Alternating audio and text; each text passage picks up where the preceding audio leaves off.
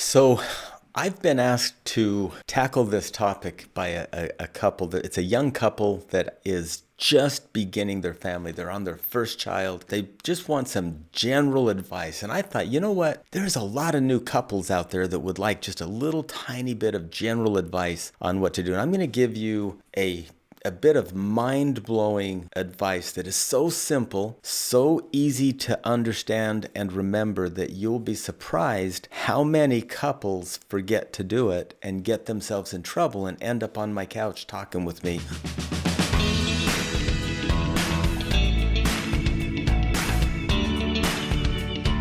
So I want you to think about a young little family. They're just on their first child. Maybe they've got a child and they're on their second child, and they start doing this thing. Let's say this one particular family where the wife decides to stay home with the baby for a while, maybe even for like the first couple of years of the baby's life, maybe even until the baby's in school, whatever they've decided. And the husband decides that they decide together that he's going to go to work and generate a living so that she can do that. They've made these decisions and they're good decisions, and they maybe just forget to add in a piece, and we'll talk about that in just a minute. So they get going on their different roles. They get going on their different duties within the marriage, and they do a wonderful job. She's nurturing the child, he's nurturing his work relationships and bringing home income, and then they go about their jobs, their different roles. The thing that's missing in that equation is this shared vision of the courtship. They forget to take on these shared duties that have to do with maintaining the marriage relationship. So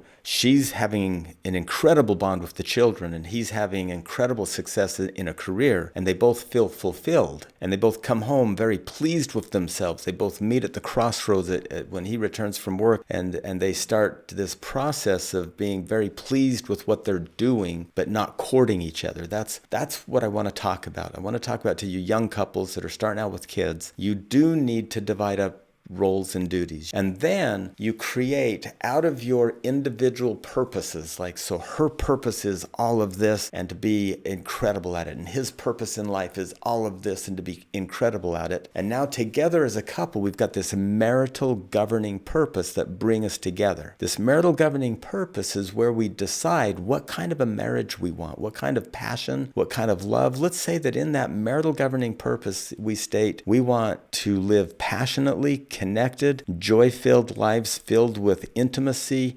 respect, communication, travel, and mutual friends that we have engaged fun with, and we're pickleball champions.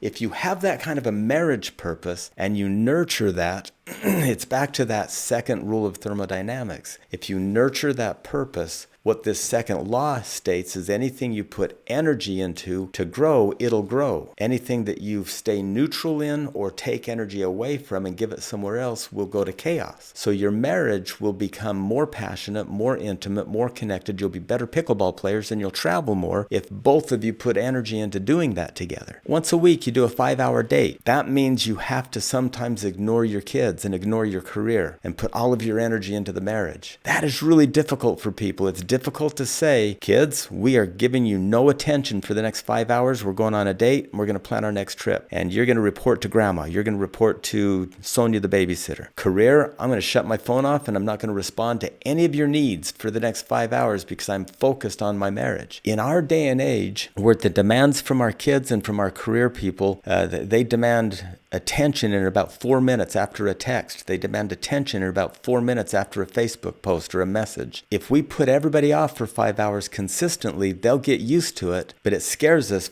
because we have this FOMO, this fear of missing out. I want to challenge you couples that are just starting out to lose the fear of missing out on things. Lose the fear of missing out on your kid's life. Lose the fear of missing out on a career advancement because you put energy into your marriage. Now, your kids will actually benefit. They'll build character by not having you at their beck and call. Doesn't mean to neglect them. It means to put them over here safely with someone else that they need to respond to and learn how to deal with different caregivers while you focus on your spouse. Your career will not fail by you having a close, intense, intimate marriage. In fact, the best workers out there are those that are connected with their spouse in a healthy way. They're not prowling out there. They're focused on their marriage, and then they do a good job with their career. So this is good all the way around in the end, but people fear it. If you get in the habits of putting time and energy, So here's what I want to challenge you to do, young couples. In order to nurture your marriage, I want you to do a couples council every week where you sit down with each other and you talk about your schedules, your lives, the good and the bad. Once a week, you sit down for a couple hours. Once a week, have a family night where you talk with your family and you hyper focus on the family. Once a week, you do a 5-hour date. And that might ebb and flow a little given the age of your kids, but you do a good long date so you can talk, nurture, have some good healthy passion, have some joy with each other,